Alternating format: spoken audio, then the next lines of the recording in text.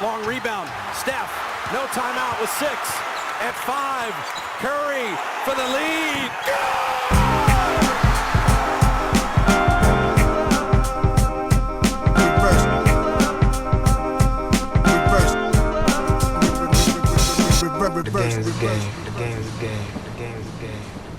Always. Salut à toutes et à tous, on se retrouve pour un podcast format long avec Shai. Pour cette semaine, on s'est dit, voilà, on s'est demandé un petit peu, on est en pleine intersaison, toutes les signatures n'ont pas encore été faites, il y a, comme on en parlait ce matin dans le CQFR, des joueurs qui commencent à se montrer en Summer League et on sait qu'il faut prendre ça avec des pincettes.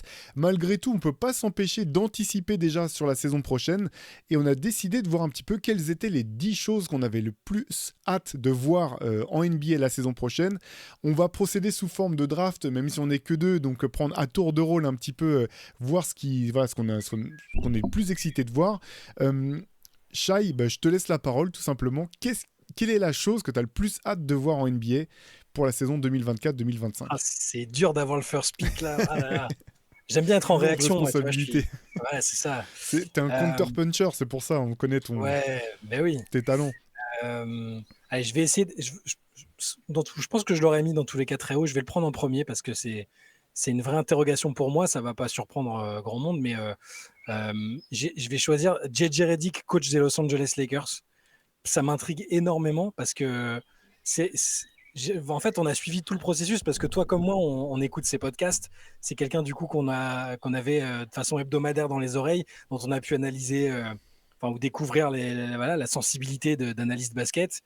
C'est un joueur que moi j'ai beaucoup aimé et à aucun moment je pensais que ça se ferait parce que c'est un tel bourbier, ça ressemble tellement à un bourbier à plein d'égards que je me demande ce que ça va donner en fait. Si tous les beaux principes qu'il a, tout le basket qu'il envisage, qu'il conçoit, va être applicable à la situation qu'il y a aux Lakers, avec tout ce qu'il y a autour de LeBron, ce qu'il y a autour de l'équipe, la manière dont elle est conçue, des ambitions qui sont toujours les mêmes pour les Lakers parce que ce sont les Lakers. Je suis très curieux de voir comment ça va se passer, si ça va être soit un fiasco total très rapidement, ou s'il va réussir à un challenge qui est parmi les plus compliqués, je pense, parce que il n'a pas une super team à proprement parler. Il a deux grands joueurs, dont un qui est quand même bientôt quadra. Il doit composer avec plein de paramètres qui sont compliqués. Il n'a jamais coaché à part l'équipe de son fils. Je suis très très curieux de la saison à venir des Lakers, et spécifiquement autour de Redick, comment il va gérer aussi au niveau des interactions médiatiques. On a suivi aussi le podcast avec LeBron, tout ça. Je suis curieux de voir ce que va être le coach, JJ Redick le coach en fait. J'ai beaucoup aimé JJ Redick le joueur, forcément en tant que fan du Magic, il m'a beaucoup plu. J'ai beaucoup aimé JJ Redick le consultant / analyste, et maintenant JJ Redick le coach, surtout là dans ce contexte-là, ça m'intéresse énormément. Écoute, c'est marrant que tu l'aies pris. Alors moi, je ne l'avais pas forcément first pick dans ma liste, mais je l'avais quand même très haut malgré tout. Moi, je suis curieux, mais ça va être... je suis prêt à sortir le popcorn, parce que franchement, comme on l'avait dit, je pense que pour un coach débutant, c'est peut-être la situation la plus dangereuse, le plus gros guet-apens qu'on puisse imaginer. Parce qu'en fait, tu as raison. Enfin, les Lakers, je le redis, ont une bonne équipe, ils auront une bonne équipe en fait de basket, mais par contre ce qui me fait peur quand tu t'appelles Lakers et en plus quand tu as LeBron dans ton équipe, c'est que la question toute la saison, même on l'a vu la saison dernière, la narration tout au long, ça va être mais est-ce que les Lakers, vous pensez qu'ils peuvent quand même jouer le titre et tout? Alors que nous dès le début on a dit non, ils peuvent pas jouer le titre, en fait c'est une bonne équipe, mais il y a quand même, ils auront pas l'opportunité de jouer le titre. Ça a quand même été la question qui a rythmé leur saison tout au long de l'année dernière. L'année à venir ça va être la même chose, alors que encore une fois, je pense qu'ils auront une bonne équipe, mais je pense pas qu'ils auront la capacité de pouvoir jouer le titre. Et tu parlais des choses, la pression supplémentaire. Il y a quand même le fait qu'en plus maintenant, il va y avoir les yeux braqués sur Bronny James pour savoir s'il mérite d'être sur le terrain, s'il mérite pas d'être sur le terrain, si il va aller en G-League, s'il revient de G-League, quelle est la pression. Et les 25% des questions vont être dirigées autour de Bronny, son rapport avec son père, son rapport avec le coach. Bref, ça va être ingérable d'un point de vue médiatique. Et l'autre truc, je reviens là-dessus, JJ Redick connaît le basket, ça je ne remets pas du tout en question sa connaissance du jeu. Quand il fait les systèmes avec LeBron, c'est intéressant, c'est du décryptage, tout ça, mais là, la pression que tu as, parce qu'en fait, avoir les bonnes idées stratégiques, c'est une chose. Ça, c'est une chose. C'est important, ça fait partie du boulot d'entraîneur, mais il y a tout le reste du job, en fait. La gestion d'hommes, quand on parle, je parle de l'équipe, mais je parle aussi gérer tes assistants, savoir déléguer les choses qu'il faut savoir déléguer, savoir malgré tout garder la main mise sur un certain nombre de choses.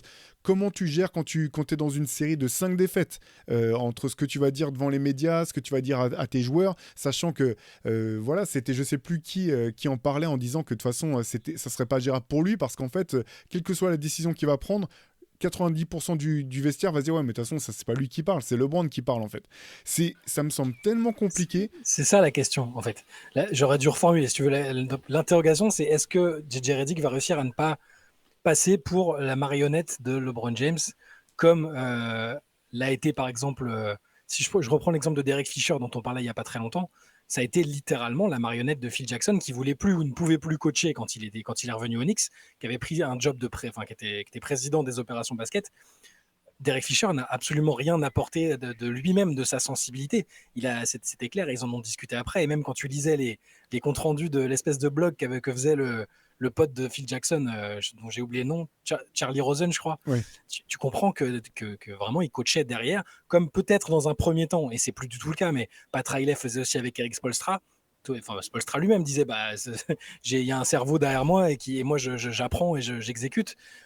Je me demande si. Alors là, c'est avec un joueur, c'est plus avec un dirigeant. Alors c'est un joueur très particulier, mais est-ce qu'il va réussir à donner de lui-même, à apporter des choses qui viennent de lui et à peut-être parfois être en désaccord avec LeBron ou avec le front office. C'est la question que je me pose parce que c'est pas simple. J'ai envie d'y croire parce que c'est quelqu'un que j'aime bien, mais la situation me paraît tellement compliquée et la situation avec son fils, avec Bronny James aussi est un peu compliquée, mais tu vois, alors, j'ai plutôt bien aimé la première intervention qu'il a fait à ce sujet en Summer League, où il a dit je discute souvent avec Bronny, il sait que c'est un joueur de développement, donc il dit pas tout de suite il va être dans la rotation, c'est mon deuxième arrière, t'inquiète. Il dit bien qu'il veut pas en faire une superstar offensive, il a compris que ses qualités est plutôt de l'autre côté du terrain, et qu'il va en faire un Lugensdort. Donc, tu vois, donc j'aime bien, pour moi c'est une certaine vision quelque part.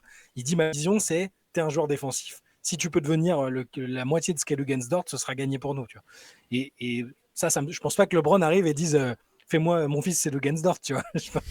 Donc, je veux voir si ça, il va réussir à mener à bien les idées qu'il aura sur le jeu, sur les joueurs, tout ça. C'est mon intrigue principale autour des Lakers parce que LeBron sera LeBron, je pense qu'il sera encore très performant même à 39-40 ans. Anthony Davis, s'il n'est pas blessé, ce sera Anthony Davis. Et après, au tour, ce sera suffisant ou pas pour passer un tour ou deux en playoff. Mais c'est vraiment la question du coach qui m'interroge aux Lakers. Ouais, non, mais je suis d'accord avec toi. Et puis moi, c'est sur l'énormité du boulot en fait que ça représente. Je trouve ça tellement casse-gueule de se pointer quand t'as jamais eu cette expérience-là. Je veux dire, on en parlait une fois dans un podcast précédent. Ouais, il y a eu Derek Fisher, il y a eu Jason Kidd, mais tu vois, on parle de joueurs, enfin, de personnes qui sont passées directement du terrain au fait d'être coach. Mais la grosse différence quand même pour moi, tu vois, entre un Jason Kidd et un JJ Redick, c'est que Jason Kidd c'était déjà le coach sur le terrain en fait. C'était déjà lui qui allait parler aux joueurs. Je veux dire, il faisait déjà une partie du boulot. Je me rappelle que quand il était arrivé de Phoenix aux Nets, les gens c'était à New Jersey à l'époque, et ont halluciné parce qu'en fait, il est arrivé le premier jour, il connaissait déjà le nom de tout le monde en fait. C'est des choses bêtes comme ça en fait. Il était déjà en management d'équipe en fait, tu vois, c'est parce que c'était son profil, c'était sa personnalité, c'était lui. C'était Byron Scott l'assistant coach quoi. C'est ça. C'est ça. Voilà. Mais du coup, tu vois, JJ Redick, il a jamais eu, en tant que joueur, il a jamais eu ses responsabilités. C'est pas pour dire que, encore une fois, c'est pas pour dire qu'il peut pas devenir un très bon coach NBA ou un très bon coach tout court. Ça, je remets pas en question son potentiel. C'est juste que la tâche me semble énorme et ouais, je serai là avec mes popcorn à regarder, mais je pense que ça va être. J'espère que sa famille et lui sont préparés à ce à quoi ils vont devoir faire face parce que ça va pas être simple. Allez, du coup, moi je passe sur mon pick. Moi en deuxième pick, du coup, je vais prendre les Dallas Mavericks tout simplement avec remodelé autour, enfin pas autour, mais avec Klay Thompson en plus. Moi j'ai vraiment hâte de voir quel visage aura cette équipe.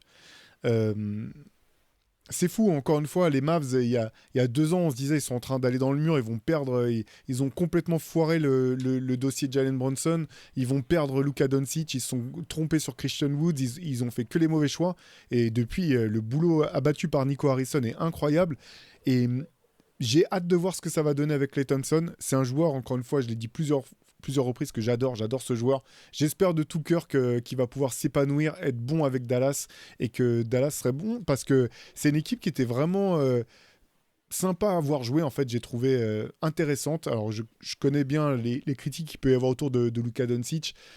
Je comprends que son style de jeu puisse ne pas plaire, mais moi j'aime beaucoup cette équipe et je suis à la fois curieux de voir ce qu'elle va pouvoir donner en l'état et aussi de voir ce qu'elle se réserve encore comme surprise potentielle, parce que je pense que c'est une des équipes qui sera active encore au moment de la deadline des transferts à la mi-saison. Donc j'ai vraiment hâte de voir ces Mavericks sur le terrain et de voir ce qu'ils vont pouvoir donner. Moi aussi, je suis très curieux pour Klay Thompson, voir ce qu'il a encore dans le moteur. Je lui souhaite vraiment, j'aime bien tout ce qui est renaissance, résurrection, où quelqu'un vient prouver à quelqu'un d'autre qu'il avait tort. J'aime bien ces situations-là et j'aimerais vraiment que Klay y arrive. Après, je vais enfiler mon costume de sceptique des Dallas Mavericks parce que ça fait 2 ans que je l'ai enfilé, que je l'ai retiré sans aucun souci cette saison avec les playoffs qu'ils ont réalisés. C'était une équipe super cool à suivre avec un joueur fantastique avec Luka. Kyrie aussi, j'ai enlevé mon costume de sceptique l'espace des playoffs parce qu'il a été magnifique. L'équipe globalement était très bonne, même Jason Kidd a été bon. Je vais remettre mon costume de sceptique parce que je demande à voir si ce qui est le plus dur en NBA, c'est la constance. C'est d'arriver, tu réussis quelque chose d'une saison et après, est-ce que tu es capable de retourner en finale? Est-ce que tu es capable dans la conférence la plus difficile, de réitérer ça, de plus bénéficier seulement d'une forme d'effet de surprise, parce je pense quand même qu'ils en ont bénéficié un petit peu. Est-ce que, on prend les cas individuels, donc est-ce que Klay va réussir à être effectivement la pièce manquante en redevenant ne serait-ce que 70% du joueur qu'il était? Est-ce que Luka, alors Luka n'a pas les Jeux Olympiques à digérer, donc ça déjà c'est plutôt bien. Est-ce que Luka va refaire une saison où il est globalement très en forme physiquement avec une bonne condition? Est-ce qu'il va réussir à le refaire? Est-ce que Kyrie va faire une deuxième saison en étant aussi fiable? Est-ce que les joueurs autour vont se développer comme les dirigeants des Mavs espèrent? On pense à Derek Lively, Gafford, toutes les recrues récentes ont été bonnes. Et maintenant, je me demande si Dallas peut refaire ça alors que l'Ouest est à nouveau en ordre de marche. Les autres équipes se sont renforcées, vont récupérer des joueurs. Donc c'est aussi quelque chose qui m'intéresse beaucoup et que j'avais noté. Quand je dis que je suis sceptique, je pense que si on fait un power ranking aujourd'hui et des pronostics, je les mets assez haut. Je les mets assez haut, c'est juste que je me demande s'ils sont capables de le faire et c'est un vrai challenge à mon sens. Ouais, c'est intéressant. Ce qui est sûr, c'est que je pense que dans la conférence Ouest, en fait, il y a plus de statut garanti pour personne, en fait. C'est trop dur, les équipes sont trop fortes. C'est-à-dire que tu peux partir avec une équipe excellente, mais tu peux pas dire eux, ça va être finale de conférence minimum. Je pense que c'est pas possible dans la conférence Ouest. Donc effectivement, j'entends tout ce que tu dis sur les doutes autour de Dallas. Ce que je trouve rassurant de mon point de vue, mais peut-être que je suis trop optimiste, c'est qu'en fait, à toutes tes questions, en fait, toutes les questions que tu soulevais quasiment, je vois pas pourquoi ça serait pas le cas, en fait. Luka, il est en pleine forme de l'âge, il est en plein dans son prime. Il n'y a pas de raison qu'après un été où il se repose, il se remet en forme, il puisse pas être en forme. Il a commencé plutôt en forme d'ailleurs la saison dernière. Kyrie Irving, qui a été excellent toute la saison, sauf en finale, effectivement, gros point d'arrêt en finale. En grande raison aussi à cause de la qualité de Boston. Là, on ne peut pas leur retirer ça. Il n'y a pas de raison, je pense, que en termes d'état d'esprit, il ne soit pas dans le même état d'esprit qu'à son arrivée. Et justement, tu vois, un joueur comme PJ Washington, que j'ai pas honte de le dire, que j'ai quasiment découvert en fait cette année, parce que c'est les performances qu'il pouvait faire avec les Hornets, et moi je les prenais tout le temps avec des guillemets, en fait, parce que cette équipe, elle était tellement... Enfin voilà, je suis pas le plus grand fan de Charlotte. Je trouve que c'est dur de. En fait, c'est le type d'équipe. Je trouve que c'est dur d'y voir clair. En fait, tu sais pas si les joueurs surperforment parce qu'autour d'eux c'est un peu le bazar. Tu sais pas s'ils sous-performent parce que justement il n'y a pas suffisamment de cadre. En fait, j'ai l'impression maintenant de savoir exactement quel joueur est PJ Washington et quel joueur il peut être. Un peu même chose pour Daniel Gafford, où tu vois les forces et tu vois aussi les limites. Voilà, toutes ces questions-là, moi je suis plutôt optimiste sur la capacité de Dallas à répondre positivement à ces interrogations-là. Par contre, je te rejoins, ça ne garantit pas une place en finale de NBA, ça ne garantit pas une place en finale de conférence. Là, tout est à bâtir pour cette équipe comme pour les autres de la conférence Ouest, je pense. Ouais, moi aussi, a priori positif, mais je demande quand même à voir parce que c'est extrêmement dur Alors, il y a plein d'équipes dont on parlera peut-être même pas là, mais qui me semblent un peu mieux armées, et ne serait-ce que contre les Mavs et en règle générale. Donc, a priori positif. Ne me dites pas que je suis parti encore pour détester les Mavs. J'ai envie que les Mavs y arrivent parce que c'est que des joueurs que j'aime bien à la base. Donc, on va voir. C'était effectivement aussi quelque chose que j'avais noté de mon côté. Ok. Qu'est-ce que tu as de plus dans ta liste? Il y a pas mal de choses. Maintenant, il faut voir dans quel ordre je le prends. Qu'est-ce qui m'intrigue le plus? Allez, je vais prendre OKC, parce que ce que je me demande vraiment, après l'intersaison qu'on a pu observer, et après surtout la saison aussi qu'on a vécue de leur côté, est-ce que maintenant, pour moi maintenant, le Thunder peut plus se cacher et doit jouer le titre. Donc je suis curieux de voir comment on passe d'une équipe, c'est toujours assez fascinant aussi comme évolution, d'une équipe qui était un peu juste outsider, où on se dit bon, ça va être intéressant pendant la saison, ils finiront peut-être 4e, 5e, donc, et une équipe qui a fini première à l'Ouest, qui est en demi-finale de conférence, qui n'était pas si loin que ça du niveau requis pour aller en finale NBA.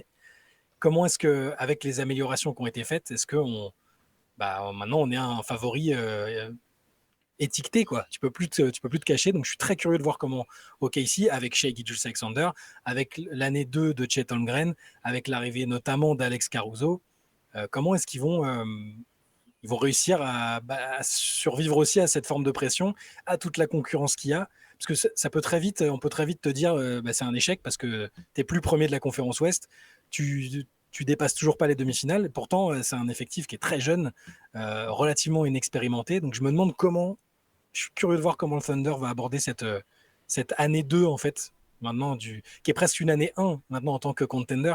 Parce que personne n'avait mis OKC contender l'année dernière. Personne ne les avait même mis premier de la conférence Ouest. Donc voilà, très curieux et très impatient, parce que c'est une équipe que j'aime beaucoup, notamment son franchise player. Très impatient de voir comment ça va se dérouler pour eux. Ouais, tout à fait d'accord avec ce que tu dis sur OKC. C'est une équipe qui peut et qui doit viser le titre, parce que les fenêtres, on sait qu'elles sont courtes.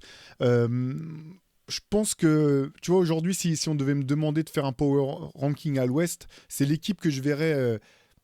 c'est l'équipe que je mettrai en tête, en tout cas pour le spot de numéro 1 de la conférence Ouest au terme de la saison régulière. Ça ne veut pas dire que ça sera forcément automatiquement mes favoris pour le titre. En tout cas, je pense que c'est sans doute les mieux armés pour viser ce spot de numéro 1 de l'Ouest. Tout est en place. Tout est en place. Ils ont la superstar, ils ont les role-players, ils ont la jeunesse, ils ont un effectif qui peut jouer tout un tas de styles de jeu différents. Ils ont la défense pour ça, ils ont le potentiel offensif. Ouais, tout est en place. Ça va être une des équipes les plus excitantes à voir, ça j'en suis sûr aussi. Ouais, je parle toujours de cette pression d'être maintenant une équipe qui est observée. Hein. Tu le disais, toi, tu les mets en tête de la conférence Ouest. Moi, je les mets dans tous les cas, je pense top 3, vraiment dans un scénario presque pessimiste. Mais est-ce qu'ils ont quand même ce qu'il faut pour, en situation de play-off, passer l'étape qu'ils ont ratée la saison dernière? Je pense que oui. Et je pense que c'est une de ces équipes qui a été en avance sur son tableau de marche et qui maintenant est prête à passer à l'attaque. Donc ça va être une équipe assez fascinante, je trouve. Et je ne sais pas si je suis encore prêt à les mettre favoris pour le titre. Tu vois, est-ce que si on me demande mon pronostic aujourd'hui, je mets OKC, mais pour la finale de conférence, il me semble quand même bien embarqué. Ils ont répondu commencé à combler quelques lacunes qu'ils avaient. Avec Caruso notamment, et ils ont recruté à l'intérieur aussi. Attends, j'oublie le joueur. Je sais qu'ils ont recruté un joueur à l'intérieur. Oui, Ça me reviendra tout à l'heure. Merci. Ouais. Ouais, voilà. Tu m'as mis le doute, tu m'as fait paniquer. Ils ont pris Hartenstein. Je me disais qu'ils avaient répondu aux interrogations parce que Holmgren manquait un peu de soutien à l'intérieur. Hartenstein qui a fait une super saison avec les Knicks, c'est une excellente recrue. Et Caruso qui est un défenseur playmaker de très très grand talent aussi, qui va arriver en soutien. Je trouve que l'effectif il est royal, quoi. Ils ont tout, il leur manque pas grand chose. Il leur manquait peut-être un peu de shoot aussi l'année dernière, parce que ça va être, ils vont remédier à ça. Enfin voilà. En tout cas, OKC, équipe fascinante à suivre, pas que pour cette année à mon avis, mais pour les années qui viennent, parce que encore une fois, c'était l'effectif le plus jeune de toute la ligue la saison dernière. C'est clair. Et ce qui est fou en fait, c'est que cette équipe, je pense qu'elle a les armes en l'état pour viser les finales NBA. Pour que ça soit leur objectif. Et en même temps, on sait qu'elle a les ressources pour changer en fait en cours de saison. Si pour X raison, il y a un autre fort joueur qui est identifié comme pouvant renforcer l'effectif, le Thunder a les moyens en plus d'aller chercher un joueur de ce registre-là. Donc je les vois très haut cette année. Allez, on parlait de Hartenstein, je vais passer à la draft. Moi, finalement, une des équipes que j'ai le plus hâte de voir sur le terrain, c'est les Knicks, tout simplement. Moi, ils m'ont fait kiffer tous les playoffs. Enfin, la saison était cool. Les playoffs, les voir diminuer, aller au charbon comme ça, c'était...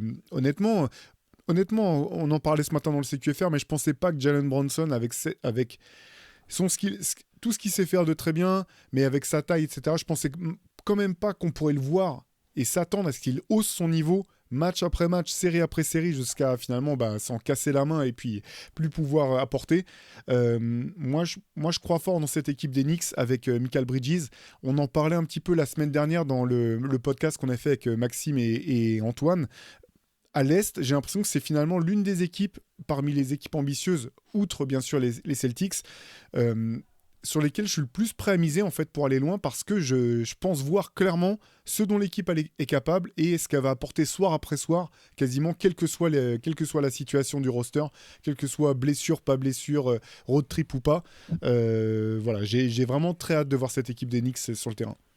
Pareil pour moi, tu t'en doutes. On le disait ce matin, ça fait vraiment plaisir de voir des Knicks parmi les équipes normales dans lesquelles tu peux placer tes espoirs. Parmi les équipes normales, c'est fou d'en venir là, quoi. Oui, et pas se demander quelle bêtise ils vont faire, à qui ils vont filer un contrat à la Eddie Curry. Alors on commence à remonter, hein, mais même récemment, c'était pas toujours très cohérent. S'il n'y a pas la star qui va péter un câble et vouloir partir comme Porzingis, il y a tellement d'années de souffrance pour les fans des Knicks que ça fait du bien d'être dans la normalité. Je suis évidemment très excité de voir ce que va donner, ce qui doit être à mon sens l'évolution finale du projet Villanova Knicks, parce que là ils vont pas non plus recruter tous les joueurs qui sont passés un jour par Villanova, tu vois. Là ils ont le noyau de joueurs qui se connaissent très bien, plus d'autres atouts autour. Ils peuvent encore se renforcer d'ailleurs, hein, c'est pas du tout fini, parce qu'il y a quand même un asset qui s'appelle Julius Randle et qui peut servir dans un sens ou dans l'autre, c'est-à-dire qu'il peut apporter quelque chose à l'équipe. C'était un all-star pour les Knicks ces dernières années. L'an dernier, Il était très bon. Ouais. Il était très bon. En général, c'est une année sur deux, Julius Randle, mais c'est un peu son souci, c'est la régularité. Mais il peut servir en tant que joueur actif de l'effectif. Il peut aussi servir d'asset pour un trade. Moi aussi, je suis hyper excité de voir s'ils peuvent confirmer ce qu'ils ont fait. S'ils peuvent arriver pas totalement cramés en playoff aussi, ça peut être intéressant. Même s'ils ont quelques marathoniens, notamment avec Mikal Bridges maintenant. J'ai très envie de voir si l'identité Knicks, comme Thibodeau l'a conçu avec Leon Rose, peut se confirmer et peut être efficace aussi sur la durée, parce que on sait que le style Thibodeau est très éprouvant, que certains joueurs s'en lassent, que certains joueurs se blessent, que voilà, les équipes aussi ils sont un peu plus préparées. Donc pareil, ouais, équipe qui m'intrigue beaucoup et pour laquelle je peux entrevoir facilement aussi une place dans le top 4 de l'Est. Et après, pour l'Est, pour les playoffs, on s'avance un peu, mais c'est une équipe qui peut embêter Boston, hein, sur toutes les qualités qu'on a vues là, c'est-à-dire l'impact physique, la dureté. Ils ont eu pas mal de blessés aussi, les Knicks, finalement, sur la série de playoffs contre Indiana, c'était compliqué. Ouais, donc hâte de voir si ça se poursuit. Ouais, et puis tu sais, d'un point de vue de construction, en fait, je trouve que c'est vraiment intéressant de voir, parce que longtemps on se disait voilà, tout est en place, ils ont le lieutenant idéal en Jalen Brunson, ils ont les role players, maintenant il leur faut quelqu'un d'un niveau supérieur. Finalement ils n'ont pas choisi ça, ils ont choisi d'aller chercher donc un lieutenant de Jalen Brunson, plutôt en la personne de Mikal Bridges, et dedans, en fait, il y a quand même la renégociation du contrat de Jalen Brunson. Elle rentre dans la logique, en fait, c'est de se dire, est-ce qu'on peut aller le plus loin possible en ayant un joueur qui sera certainement pas dans le top 5, ou qui sera peut-être pas dans le top 5 All-NBA, qui sera pas dans les 5 meilleurs joueurs de la ligue, mais avec un joueur qui va être borderline, ou qui est en tout cas dans le top 10, et par contre, autour, une identité de basket forte, et des joueurs de très bon niveau, en fait. Parce qu'en fait, si tu regardes finalement la rotation courte de cette équipe des Knicks, c'est que des joueurs de très bon niveau. T'as pas forcément... Même moi, j'adore Mikal Bridges, mais tu vois, je pense pas que c'est un mec qui sera même borderline All-Star, en fait. C'est probablement pas le cas. Et donc, je trouve ça vraiment intéressant en termes de construction d'équipe. J'ai hâte de voir ça. Et puis, ouais, c'est marrant, tu parlais, là, c'est plus pour la blague, mais je me demandais, tu parlais des Villanova Boys, là, avec Saddiq Bey, qui finalement, qui finit pas au Knicks. Je me suis demandé, si le GM était venu les voir, en disant, ouais, les gars, on peut aussi rajouter Saddiq Bey. Et que les autres sont regardés en me disant, non, pas Saddiq Bey. Il y avait Kyle Lowry qui était libre jusqu'à il n'y a pas longtemps aussi. Je me suis demandé s'ils n'allaient pas, mais non, quand même, il faut pas. Ils ont surtout privilégié des joueurs qui avaient joué ensemble et qui se connaissaient très très bien. Oui, t'as raison de parler de la construction, elle est intéressante et c'est un modèle qui est un peu différent de ce qu'on a vu sur les dernières années avec surtout du star power. On voit, alors Boston est champion sans avoir en théorie l'un des 5 meilleurs joueurs. Tatum en est plus très loin, ou on peut l'inclure, hein, mais il n'y avait pas la superstar absolue qui te fait gagner. Tatum en est pas loin, encore une fois, je le répète, et Brown a joué comme un top 5 player pendant les playoffs et pendant les finales, mais c'était plutôt une équipe tout court, c'est-à-dire globalement très forte avec pas de points faibles et du talent à tous les échelons avec des spécialistes défensifs, des shooters. Et les Knicks ça me semble pas si éloigné que ça en termes d'approche. Après, le niveau est peut-être encore différent. Est-ce qu'ils ont leur Tatum, est-ce qu'ils ont leur Jaylen Brown? C'est des postes différents. Là, Brunson, c'est un joueur d'un registre différent, mais ouais, j'ai très très hâte de voir les Knicks continuer sur cette bonne voie, que voir leurs supporters refaire des dingueries devant la salle, ça fait du bien de les voir dans l'outrance mais positive et pas dans la dépression totale comme je les ai quasiment toujours connus malheureusement. Ouais, c'est clair. Allez, je t'en donne le bâton pour le prochain choix de draft. Allez, une équipe. Alors, je suis un peu estampillé fan des Grizzlies par défaut depuis quelques années parce que j'ai essayé de les soutenir contre vents et marées. Ils m'ont pas facilité la tâche. Tu étais à l'arrière de la voiture aussi quand Ja Morant t'a montré le flingue, ça faut le rappeler quand même aux auditeurs. Voilà, bien sûr. Pour la vérité. C'est pour ça. Donc, évidemment que ça m'intéresse et que je me pose des questions sur leur capacité à revenir un peu dans le haut du tableau parce qu'ils ont disparu. Ils ont eu tellement de blessés. Ja Morant revient dans un premier temps très bien, puis se blesse. Est-ce qu'ils ont encore la capacité d'être l'équipe qu'ils devaient être, en fait, tout simplement, avec Ja Morant comme l'un des plus forts talents de toute la ligue, avec Jaren Jackson Jr., qui a été un Defensive Player of the Year et qui est encore un jeune joueur, mais très bon jeune joueur. Ils avaient recruté Marcus Smart pour passer un cap aussi, dans le leadership, dans la défense, dans l'expérience. Et il y a autour des joueurs de très bon niveau aussi, Desmond Bane, que j'aime beaucoup, qui est toujours là. Je me demande, est-ce qu'on va assister au retour des Grizzlies ou est-ce que on parlera de cette équipe comme une équipe what if Ja Morant n'avait pas pété un câble avec son flingue, what if il n'y avait pas eu autant de blessures. Je me demande si un retour au premier plan va s'amorcer pour les Grizzlies. En tout cas, moi je le souhaite parce que j'avais bien aimé tout ce qui avait été fait autour de ce groupe avec Taylor Jenkins qui est un excellent coach. Voilà, je l'espère, je l'appelle de mes voeux et je me pose quand même la question, est-ce que c'est juste moi qui ai toujours une lubie qui veut m'accrocher à tout prix à Memphis ou est-ce qu'il y a de vraies raisons de croire à un retour? Ouais, bah moi aussi je les avais sur ma liste et effectivement en fait c'est marrant les parallèles que tu peux faire avec Zion Williamson quand même de ces deux joueurs qui ont été draftés en 1 et 2 de leur draft respectif parce qu'effectivement tout passe par Ja Morant en fait. Pour le coup c'est un authentique et réel franchise player, c'est-à-dire que l'équipe avec ou sans lui ça n'a rien à voir, ils peuvent aller nulle part sans lui, avec lui on attend toujours de voir justement jusqu'où ils pourront aller, donc toutes les questions sont autour de lui et c'est vrai que d'un point de vue purement fan de basket, comme pour Zion, en fait, j'espère qu'on le verra sur le terrain parce que c'est un joueur quand même qui est capable de choses assez folles. Donc, de ce point de vue-là, j'ai hâte qu'on le revoie sur le terrain. Et par contre, effectivement, en termes de storytelling, je suis aussi curieux de voir. Alors, je sais pas, le terme rédemption sera peut-être un peu fort, mais comment il sera capable de raccrocher les wagons par rapport à ce qui semblait être sa trajectoire. Parce qu'en fait, on en parlait entre nous récemment, Shai, mais tu as un petit peu l'impression que c'est qu'Anthony Edwards est passé par là et a pris ce spot en fait de superstar hyper rafraîchissante que tout le monde kiffe voir jouer. T'as l'impression que c'est un petit peu lui qui est venu et qui a pris la place de Ja Morant et que les Wolves ont pris la place qu'on imaginait qu'occuperaient les Grizzlies aujourd'hui. C'est ça. Et après, les Grizzlies, ils s'étaient construits sur une identité qu'ont pas forcément adopté les Wolves. Oui. Alors, il y a le côté défensif quand même, les Grizzlies étaient un peu partis là-dessus aussi, avec une bonne défense collective. Peut-être pas non plus du niveau de ce qu'on a vu du côté de Minnesota. Mais il y avait aussi le côté, pas sale gosse, mais un peu, tu vois, un peu les super vilains de la conférence Ouest. On a peur de personne, on respecte personne. Ja Morant et les autres qui disaient on n'a pas peur de LeBron. Enfin, je sais pas s'ils vont être capables de retrouver ça parce que ça faisait pour moi aussi partie de leur qualité et de leur force de se mettre un peu nous contre le reste du monde. Et je sais pas s'ils peuvent maintenant parce que est-ce que Ja Morant va pouvoir à nouveau avoir une image de mec, il va devoir quand même faire amende honorable et continuer de faire. Il avait commencé à le faire plus ou moins, mais en plus d'être fort sur le terrain, il va devoir être irréprochable au niveau de la communication. Est-ce que les autres aussi est-ce que le front office va choisir de garder cette identité-là ou est-ce qu'ils vont juste se dire il faut qu'on ait une bonne équipe de basket? Je me pose la question et tu as peut-être raison, les Wolves ont pris ce spot qui a été laissé vacant parce que Memphis était quand même vraiment performant. C'est une équipe qui était très bien classée en saison régulière, qui avait des aspirations légitimes en playoff aussi. Je me pose la question. En tout cas, j'ai envie de revoir ça. J'ai envie de les voir performer. J'ai envie de revoir Ja Morant, qui est quand même un joueur hyper enthousiasmant sur le terrain, Ouais. indépendamment des conneries qu'il a pu faire en dehors.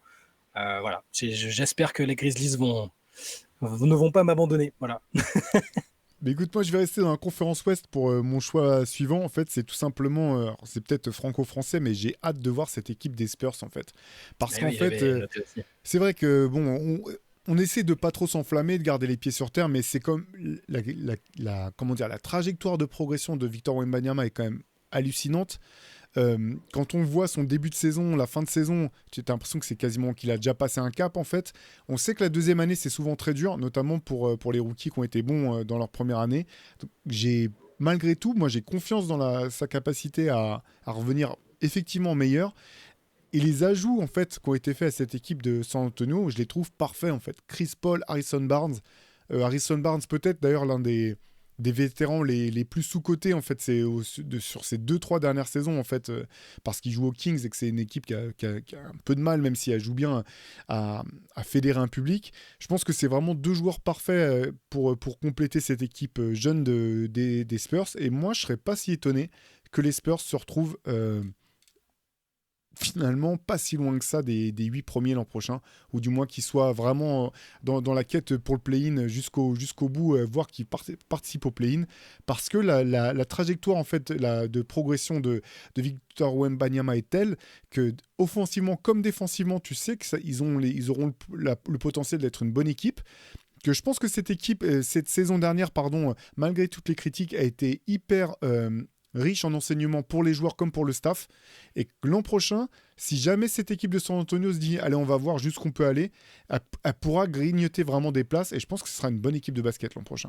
Moi, c'est ça, mon interrogation. C'est une des plus grandes aussi concernant les équipes de l'Ouest. C'est que avant qu'il y ait les moves qu'on permis de faire venir Chris Paul et Harrison Barnes, je me disais, dans tous les cas, c'est une année 2, ça va être à moitié du laboratoire, à moitié de la progression. Il y aura plus de victoires que 22, je pense, ne serait-ce qu'en gardant le groupe tel qu'il est.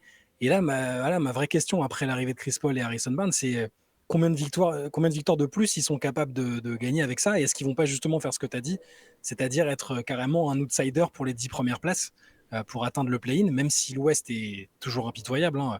On rappelle que tu as les Rockets qui ont fait 41 victoires, 41 défaites, donc bilan à l'équilibre, qui n'ont pas fait le play-in, ne serait-ce que le play-in. Donc ils ont fini 11e en enchaînant un moment, je ne sais plus, 10 ou 12 victoires de suite sur la deuxième partie de saison. Et ils n'ont même pas fini 11e. Donc je me demande si ces ajouts-là, que je trouve aussi assez parfaits, je pense que Chris Paul en a encore en magasin et en a encore dans la tête pour être un très bon leader et un mentor pour les joueurs de l'équipe, et notamment pour Victor. Harrison Barnes, tu l'as dit aussi, c'est un mec qui a déjà gagné, qui sait comment être dans des équipes compétitives. Il a quasiment toujours été dans des équipes compétitives. Je sais pas, je suis prêt à aller jusqu'à peut-être 40 victoires, ça paraît beaucoup, mais tu passes de 22 à 40, je pense qu'on peut se demander s'il n'y aura pas progression fulgurante. Peut-être pas encore jusqu'au point de disputer les playoffs, ça me paraît très tôt. Parce Non, que je suis d'accord. même si Victor je pense qu'il va encore nous faire halluciner, hein. Je suis assez certain qu'il va faire une saison de calibre All-Star. Je pense qu'il sera All-Star d'ailleurs. Il sera encore dans les nommés pour le Defensive Player of the Year. Il sera dans tout un tas de discussions et de discussions de records et tout ça. Mais je pense que c'est encore un peu tôt pour dire ça y est, ils sont en ordre de marche. Par contre, tu as raison, ils vont s'en approcher, et il se peut qu'à un moment dans la saison, ils soient carrément... ça ne m'étonnerait pas qu'en début de saison, sur la première moitié de saison, ils soient à top 8 par exemple, et qu'après, sur la durée, ce soit plus compliqué de tenir, parce qu'il y a des équipes, il y a des morts de faim derrière aussi. C'est une vraie interrogation, c'est l'une des intrigues, je pense, autour de cette intersaison et de cette saison prochaine. C'est est-ce que Wembanyama et les Spurs peuvent ils vont faire mieux. Enfin, je veux dire, si tu me dis aujourd'hui qu'ils vont faire moins que 22 victoires alors qu'ils ont cet effectif-là, j'y crois pas une seconde. Mais est-ce qu'ils vont faire juste mieux, ou beaucoup, beaucoup mieux, ce qui est envisageable? Je rappelle, donc 22 victoires l'année dernière, jusqu'où ils peuvent aller. Voilà, c'est ça la question. Ouais, mais le chiffre des 40 victoires, moi, c'est aussi ce que j'imaginais potentiellement pour cette équipe. Moi, je serais pas surpris, honnêtement. J'ai l'impression qu'il y a trop de choses en place. J'ai beaucoup aimé. Alors, je sais bien qu'on peut pas simplement se fier aux déclarations de mecs qui viennent de signer un nouveau contrat, mais j'ai quand même bien aimé ce qu'a ressorti des propos de Chris Paul, en fait. Tu vois, par Ouais. rapport à sa signature, pourquoi il avait choisi San Antonio, l'envie de continuer à jouer, de faire progresser enfin, j'ai eu l'impression que c'était les propos de quelqu'un qui a compris qu'il jouerait pas le titre, manifestement l'an prochain avec les Spurs, ça c'est une surprise pour personne, mais qui est bien dans ses baskets, bien à sa place. Et comme toi, Shai, j'avais été impressionné et hyper surpris par ce qu'il avait pu apporter au Thunder durant la saison passée avec OKC. Donc moi, je suis vraiment enthousiaste pour la saison à venir du côté des Spurs. Ouais, et il y a un exemple qui peut être intéressant pour les Spurs. Alors, c'est à l'Est, mais quand même, en termes d'évolution rapide et de nombre de victoires supérieures par rapport à l'année précédente, je rappelle que le Magic est passé de 34 victoires à 47 victoires. Ils ont été très en avance sur le tableau de marche, hein, on est d'accord, mais ça peut être quelque chose de cet ordre-là. Alors, à l'Est, ça te fait finir quatrième. Ils ont fini quatrième l'année dernière. Non, cinquième, je sais Cinquième. plus. Ouais, oui, parce Cinquième. qu'ils n'avaient pas l'avantage du terrain C'était très serré aux jusqu'au Cavs. bout, mais Ouais. ils ont fini cinquième. Donc avec plus 14 victoires à l'Est d'une saison à l'autre, tu finis cinquième. À l'Ouest, ça peut ne pas suffire à être en play-in, ce qui est Ouais, fou comme ça. Mais en tout cas, ça fait partie des équipes dont les Spurs peuvent s'inspirer, je pense. Voilà. carrément. Qu'est-ce que tu as d'autre dans ta liste, Chai? Alors, j'avais évidemment les Spurs comme parmi mes interrogations. Moi, dans les équipes intrigantes, notamment aussi pour ce qu'ils ont fait durant l'intersaison, mais aussi pour ce qu'on a vu d'eux sur la deuxième partie de saison dernière, j'en parlais, je l'évoquais rapidement juste avant. Je suis très très intrigué par les Houston Rockets. Je pense que cette équipe, ça peut être la bonne surprise de la saison prochaine parce qu'il y a des fondations qui ont été établies l'année dernière en termes de style de jeu, de la fameuse culture dont on parle à tort et à travers, mais je pense que Udoka est quelqu'un qui est capable d'apporter ça. Et on l'a vu l'an dernier avec un effectif très similaire à celui de la saison précédente, où Stephen Silas, le pauvre, s'est mangé des galères dans tous les sens et n'a pas réussi à mettre sa patte. Ouais. Ime Udoka a réussi à mettre sa patte, pour le coup, il a fait des choix. Euh, Avec ou sans Alperen Sengun, qui est quand même un talent assez étourdissant dans l'équipe, ils ont gagné des matchs, ils ont montré une vraie progression, ils ont un noyau dur de jeunes joueurs qui me plaît beaucoup. Ils se sont renforcés encore au niveau des jeunes cet été avec notamment Rich Shepard. Je crois que cette équipe peut être un vrai bel outsider à l'Ouest. Alors je dis pas que ça va être comme OKC, et je dis pas qu'ils vont finir premier à l'Ouest du tout, mais pour jouer le play-in, moi je crois vraiment dans les chances de cette équipe de jouer le play-in la saison prochaine. Et c'est ce que je me demande, est-ce que je me fourvoie ou enfin voilà, la question c'est est-ce que ce qu'on a vu des Rockets en deuxième partie de saison notamment, c'est révélateur des ambitions qu'ils doivent avoir la saison prochaine. L'effectif des Rockets, c'est impressionnant en termes de talent, hein. Je trouve que vraiment, c'est un effectif qui est vraiment qui a beaucoup, beaucoup de profondeur. Et d'ailleurs, moi, c'est la question que je me pose. Moi aussi, je les avais dans ma liste de sujets, tu vois, pour la saison prochaine, les Rockets. Je me demande à quel moment, ils pourront pas garder tous leurs jeunes. Je me demande à quel moment ils vont commencer à compléter l'effectif justement pour le structurer et pour essayer de mettre enfin, faire un pas en avant vers vraiment des résultats tangibles. Parce qu'en fait, ouais, voilà, ils pourront pas garder tout le monde, c'est sûr. Je suis un peu étonné parce que tu sais, c'est souvent le nom d'Alperen Sengun qui apparaissait, du moins jusque ces dernières semaines, comme étant le fusible peut-être qui pouvait bouger pour faire progresser l'équipe. Je t'avoue que c'est pas celui auquel j'aurais pensé en Non. premier. Mais ouais, moi j'ai hâte de les voir sur le terrain. J'ai hâte aussi de voir un petit peu comment Ime Udoka va structurer tout ce talent, à qui il va donner des minutes, qui il va responsabiliser. Je serais hyper étonné que l'équipe qu'on aura en début de saison soit la même qu'on retrouve en fin de saison prochaine. Ouais, et c'est ça la question, c'est-à-dire qu'aussi là si on part sur le plan individuel parmi les intrigues un peu, je pense qu'à un moment ils étaient à peu près décidés ou conscients que le fusible serait un jour Jalen Green parce qu'il montrait des choses, mais peut-être pas assez pour être un joueur fiable d'une équipe qui gagne. Et sa deuxième partie de saison, même moi, enfin, elle m'a totalement bluffé. Il a trouvé un rythme, il a trouvé une constance dans le scoring, dans l'efficacité que je soupçonnais pas. Où moi, j'étais très sceptique sur ce joueur. Et il fait partie des interrogations. Est-ce que maintenant c'est Jalen Green auquel on va tout le temps avoir le droit? Et auquel cas, c'est un vrai très très bon joueur de basket dont il est difficile de se séparer. Ou alors tu peux monter un très beau trade autour de lui. Ou est-ce que c'était une parenthèse un peu enchantée à laquelle il a été. Enfin, ou est-ce que c'est l'absence de Sengun qui a fait il s'est Il s'est libéré comme révélé, ouais. ça? Ils ne sont pas au même poste, mais c'est un joueur qui score quand même pas mal, Sengun. C'est une vraie question et Et à un moment, ils vont probablement devoir choisir. Il y a aussi Jabari Smith dans l'équation, mais qui est un joueur très complet et qui, à mon avis, a un plafond même supérieur à peut-être Jalen Green, qui est moins two-way, qui est plus un joueur très offensif. C'est des bonnes questions à se poser, je pense. Tu vois, comme OKC a dû se poser des questions, à un moment, on se disait qui va être le. Ils pourront pas garder tout le monde à un moment. Est-ce que ça va être Josh Giddey, Jalen Williams Au final, c'est Josh Giddey parce qu'on a vu en playoff qu'il n'était pas. C'est pas ce dont ils avaient besoin et ils ont recruté en se séparant de lui. Ça va peut-être. La question va peut-être se poser un moment aussi pour Houston avec. Alors, comme ça, moi, ma sensibilité me pousse à vouloir garder Şengün parce que je le trouve. Il y a du Jokic dedans et en même temps, c'est pas non plus un calque total. Et Jalen Green, c'est le joueur très très offensif dont je suis peut-être un peu moins friand, mais il y a des questions qui vont se poser et par rapport à ce qu'ils vont faire en début de saison, peut-être que l'équipe va changer en cours de route aussi. C'est quelque chose qu'il faudra suivre de près, effectivement.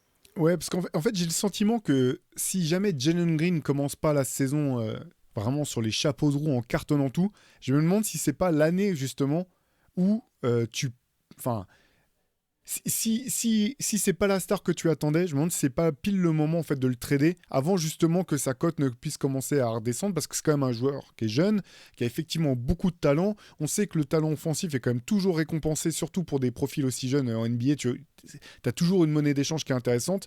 Donc c'est pour ça que le début de saison, je pense, des Rockets, il va vraiment être déterminant pour leur avenir à court terme en fait, du moins en termes de structure et d'effectifs.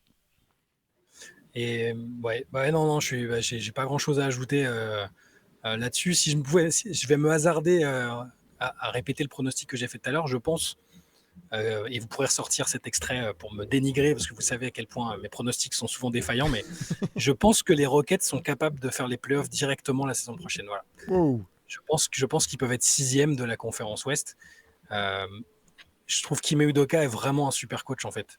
C'est assez rare les coachs qui sont transposables comme ça d'une situation à l'autre.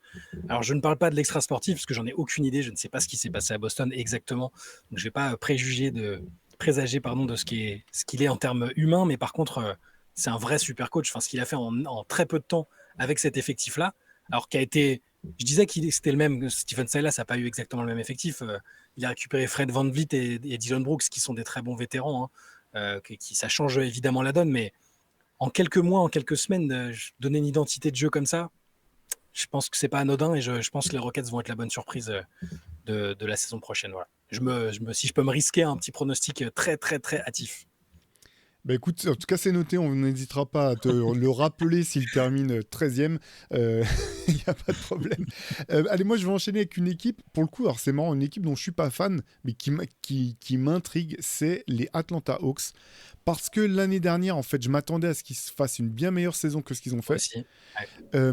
Je suis vraiment pas fan du tout de Trae Young, mais c'est arrivé à un moment. En fait, finalement, je suis pas fan dans le sens où il y a un moment où je trouvais qu'il y avait trop de hype autour de lui. Et maintenant, c'est un peu l'inverse. J'ai l'impression qu'on sous-estime quand même le joueur que c'est et ce qu'il peut apporter à une équipe. Je continue de pas comprendre pourquoi cette équipe était pas meilleure en défense l'an dernier. Elle a quand même mangé 73 points de Luka Doncic sans me broncher. Par exemple, quasiment l'essentiel des plus gros cartons l'an dernier, c'était contre les Hawks.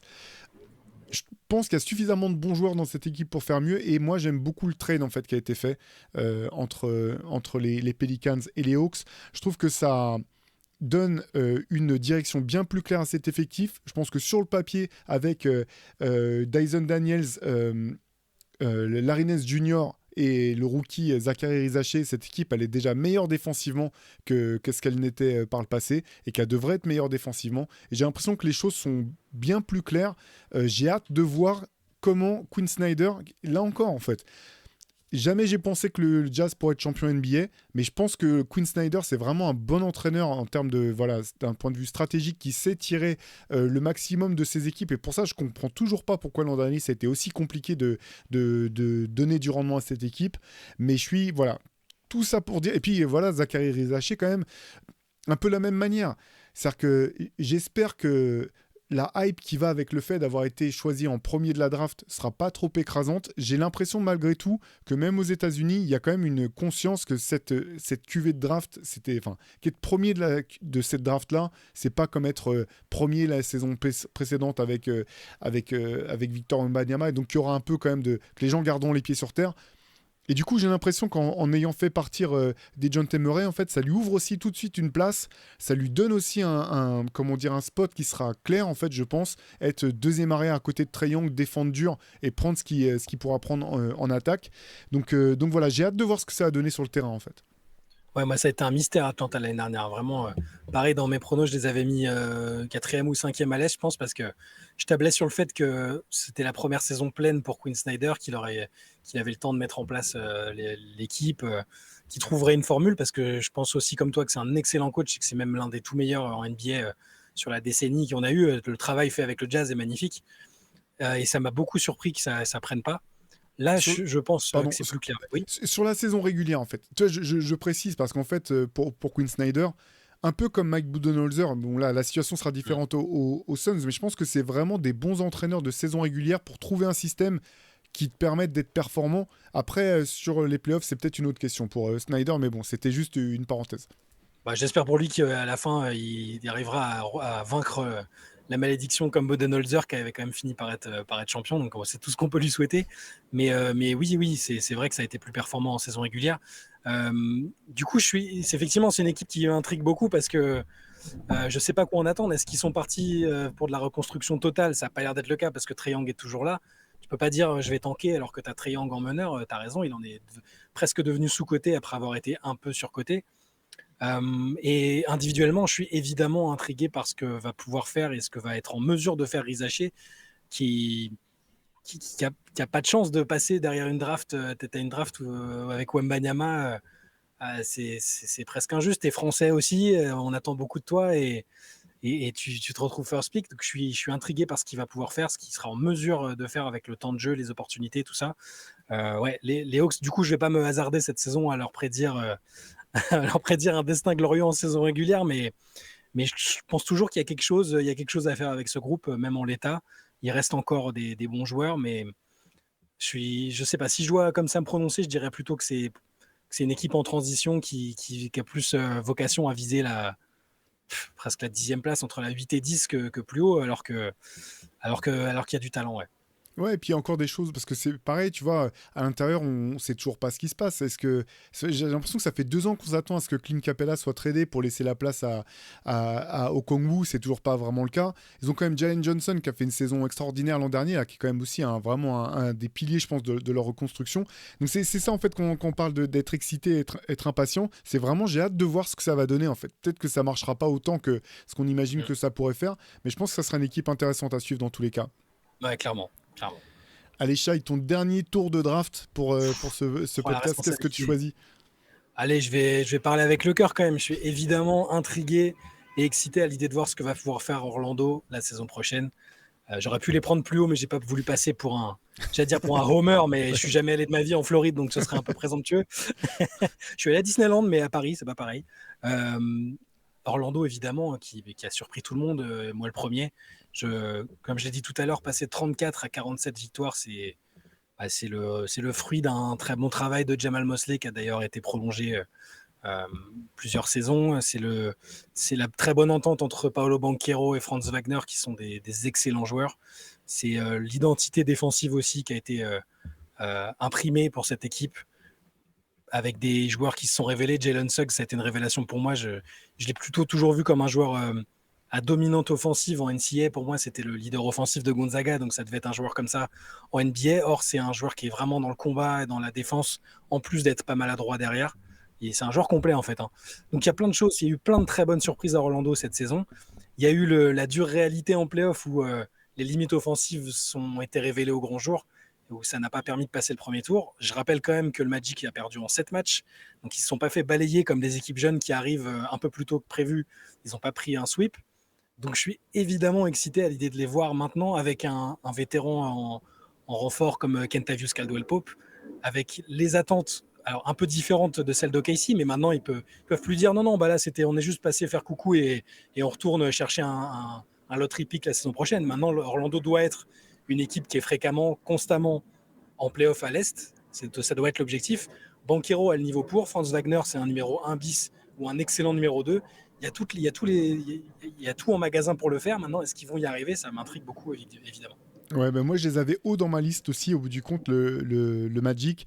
Euh, Moi j'aime beaucoup cette équipe. Je continue de le dire, mais Banchero, je pense que son plafond est très très haut à Banchero. Et pour les problèmes offensifs, en fait, tu sais, c'est vraiment intéressant parce qu'en fait, effectivement, il manque de shooting. Donc, ok, ils ont pas récupéré Klay Thompson. Vous savez que c'était une des cibles. Kentavius Caldwell Pope, c'est une très bonne pioche. Et en fait, ça peut tout simplement se résumer peut-être à savoir si la saison dernière de Franz Wagner, je pense qu'il a vraiment pas été au niveau qui est le sien et qui doit être le sien, notamment dans l'adresse de loin.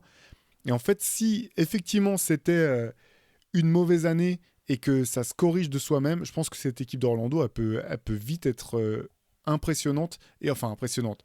Je dis pas qu'ils vont être Ambitieuse, quoi, finalistes ouais. NBA, mais ambitieuse, ouais. Ambitieuse, exaltante. J'aime beaucoup cette équipe, franchement, je pense qu'il y a tout le potentiel est là. Moi, j'étais bluffé par l'ambiance, en fait, dans la salle d'Orlando, là, pendant les playoffs. On sait qu'en Floride, souvent, on se dit, ouais, il n'y a pas vraiment d'ambiance. Les gens arrivent à la mi-temps et repartent un quart, 10 minutes avant la fin du match. Là, il y avait Mais une ambiance. c'était ce côté déjà à l'époque où la bonne époque récente entre guillemets avec Dwight Howard, enfin l'année des finales NBA, toute cette période-là, il y avait beaucoup d'ambiance. Enfin, la salle était très bruyante déjà. Mais les gens ont toujours considéré Orlando comme et le Magic comme une franchise, une petite franchise. C'est pas un gros marché, c'est pas une ville qui représente un marché important, mais il y a quand même toujours eu pas mal de. Il y a un très bon documentaire sur la formation du Magic. C'était un 30 for 30, je crois. Oui, J'ai un doute. Et où tu vois quand même qu'il y a une demande des gens localement pour ça et qu'il y a de l'enthousiasme. Après, il y a aussi eu tellement de saisons médiocres ou fades que forcément ça disparaît un peu quand les saisons sont fades. Regarde là, ça fait 2 ans qu'on se rappelle que les Kings, ils ont un public de malades mentaux et qui sont capables de faire péter les décibels. Ben, c'est pareil, ils ont tellement été sevrés de bonnes ondes et de bonnes performances qu'on en oublie que c'est des fanbases très intéressantes. Le Magic, c'est pareil, voilà. Donc, j'espère qu'on va pouvoir revoir ça l'année prochaine. C'est un joli petit défi qu'attend l'équipe à l'Est. ouais, carrément. Mais j'ai hâte de les voir sur le terrain. J'ai vraiment hâte de voir si Franz Wagner aura pu corriger le tir sur l'adresse. Et C'est surtout sur la Banchero, deuxième partie de saison pour Wagner, parce que sur ouais. la première, Banchero et lui étaient vraiment, à un moment, c'était marrant, c'était des jumeaux statistiques. Ils avaient la même adresse, la même production en points, rebonds.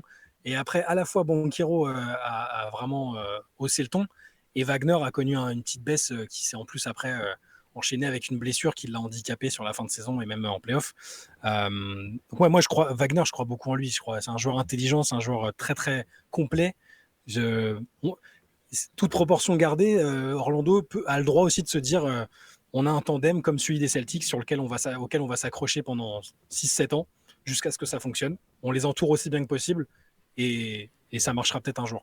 Je dis pas que forcément que Banchero deviendra Tatum, mais bon, il y a une certaine filiation, hein, Duke, les deux. Wagner, c'est un autre ailier comme Jalen Brown. Je dis pas que c'est le même genre non plus, mais il y a quelque chose. Euh, Moi, j'y crois. J'ai envie de croire que le modèle Boston peut pas forcément mener jusqu'au titre, mais au moins faire d'Orlando une équipe incontournable à l'Est.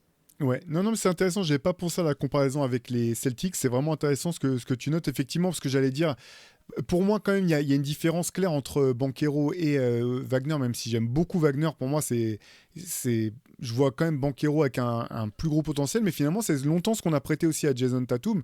Et au bout du compte, la question se pose toujours, même si, enfin, tu vois, c'est marrant. Je pense que si tu demandes à 90% des gens vont continuer à estimer que Jason Tatum est un meilleur joueur que Jalen Brown. Au bout du compte, c'est Jalen Brown qui a chopé ces fameux trophées de MVP des playoffs, MVP des finales. Donc finalement, t'es pas obligé d'avoir une réponse unanime pour que ça fonctionne. Et c'est vraiment intéressant cette comparaison. J'avais pas Tout, pensé, tout, Shai. tout dépend de l'ego des joueurs aussi, s'ils sont Ouais. capables de. Parce que Tatum et Brown ne sont pas les meilleurs amis du monde, mais ils ont, malgré les rumeurs, les rumeurs de trade, les saisons où ça s'est fini dans la déception, ils ont réussi à ce que ça parte pas en vrille, tout simplement. Euh, j'ai l'impression que Banchero et Wagner sont aussi des garçons équilibrés, qui n'ont pas un ego démesuré. En tout cas, pour l'instant, ils ont l'air de bien fonctionner. J'ai adoré, pour boucler la boucle avec JJ Redick, j'ai adoré le passage de Wagner chez JJ Redick. C'était fascinant sur le parcours, sur son parcours, sur même sa réflexion en tant que basketteur. Je trouve que c'est un joueur extrêmement intelligent, en plus d'être doué et tout court. Donc ouais, moi je suis en train de me hyper, de m'enflammer. Je vais pas vous faire d'annonce parce que je veux pas porter de la poisse au Magic, mais je serais déçu que le Magic retourne pas directement en playoff la saison prochaine. Bah écoute, c'est noté. Allez, bah moi je vais prendre le dernier pick. Alors encore une fois, hein, c'est pas forcément les équipes qu'on a le plus envie de voir ou c'est vraiment celles qui nous intriguent le plus. J'hésitais pas mal sur ce dernier choix. Je vais te livrer comme ceux avec lesquels j'hésitais. Je pensais à Zion parce que j'ai envie de savoir ce qu'il peut donner avec cette équipe sur le terrain. Euh, je pensais aussi aux Sixers, mais pour le coup, je pense que ça sera une bonne équipe Ouais. de saison régulière. Moi, mes doutes concernent plutôt les playoffs et leur capacité à C'est comme toi, être sur le terrain. j'avais noté ça de côté, parce que j'ai pas de, ça m'intrigue pas plus que ça, parce que je sais qu'ils vont être forts. Enfin, t'as Embiid en saison régulière, c'est un monstre absolu. Paul George va être très bon. L'équipe est bien construite. Les questions, c'est pour les playoffs, donc je pense qu'on les remettra dans un podcast. Nos questions brûlantes avant les playoffs. Est-ce que Philadelphie est capable de le faire ou pas en saison régulière? J'ai aucun doute par contre. Ouais, exactement. Et donc finalement, bah, je vais choisir les Milwaukee Bucks parce que pour Mhm. moi, c'est une équipe qui a énormément de points d'interrogation. On en parlait la semaine dernière avec, bah, encore une fois, avec Maxime et avec Antoine. Antoine était un peu étonné parce que avec Maxime, bref, on avait pris les Bucks plus bas que ce qu'Antoine Mhm. ce qu'Antoine a pris quand on faisait notre top 15 des équipes, des meilleures équipes NBA.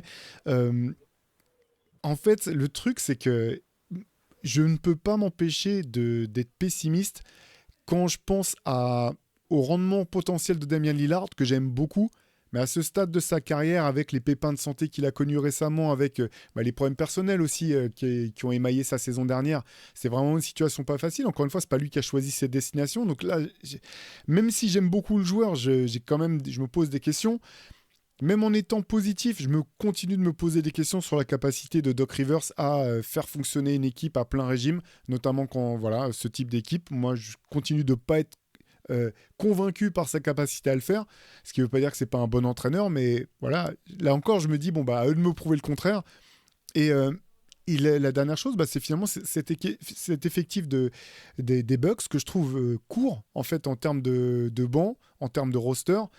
Finalement, la plus grande confiance que j'ai dans cette équipe, bah, c'est le talent et la capacité de Giannis Antetokounmpo à hausser son niveau de jeu. Mais au bout du compte, sur les 2 dernières saisons, lui aussi, il a été blessé en fin de saison. Il n'a pas pu porter son équipe en playoff. Donc voilà, beaucoup d'interrogations. Je suis curieux de voir comment elle va jouer en fait, avec une vraie intersaison, un vrai training camp dicté par Doc Rivers sans changement d'entraîneur en début d'année. Voilà, je suis curieux de voir ce que ça va donner. C'est vraiment le type d'équipe parce que j'aime bien cette équipe enfin, en tant que telle. J'aime beaucoup Giannis Antetokounmpo, j'aime beaucoup Damian Lillard, j'aime beaucoup Chris Middleton. Si je prends l'effectif comme ça, je peux quasiment le descendre jusqu'au bout. J'ai envie qu'il me donne tort et pourtant, je peux pas m'empêcher d'être sceptique.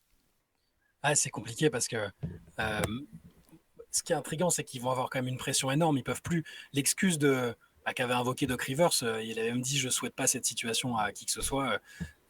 Alors quelque part, il a raison, c'est-à-dire que tu arrives avec une équipe qui est très attendue, mais sur laquelle t'as pas eu t'as pas eu vos au chapitre.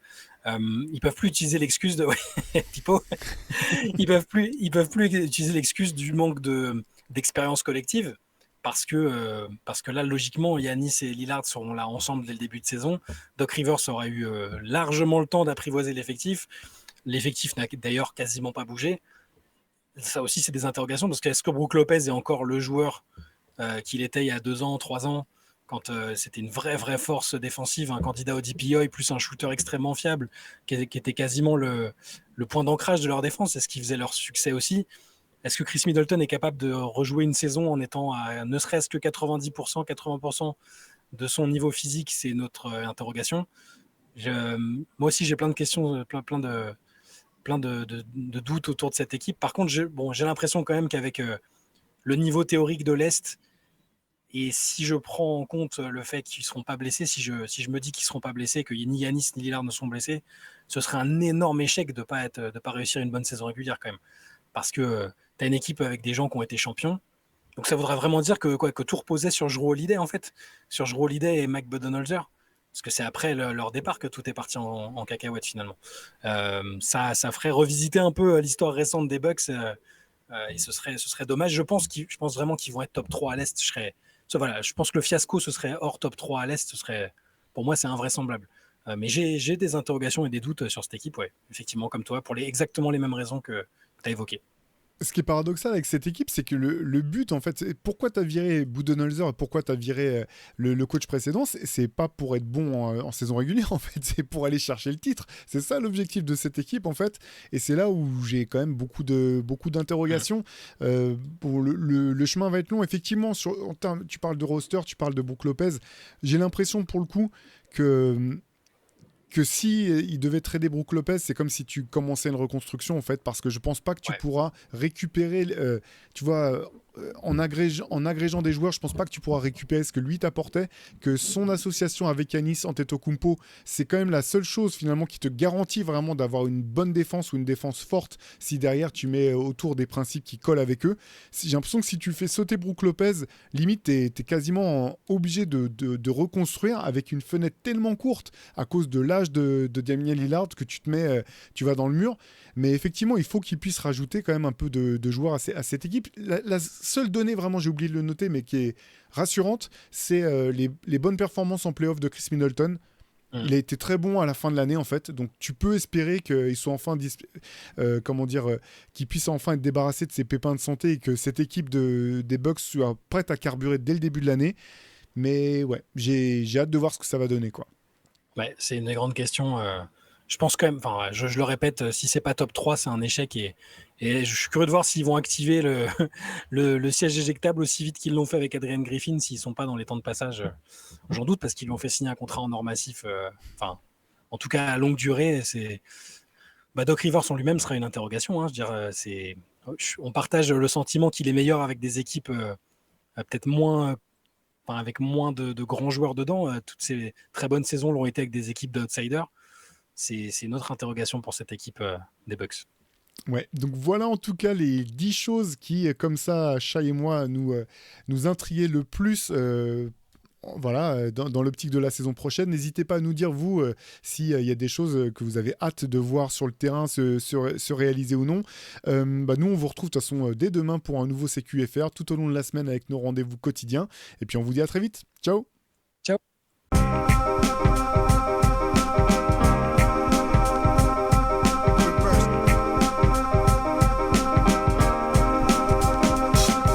Game is out there, and it's either play or get played.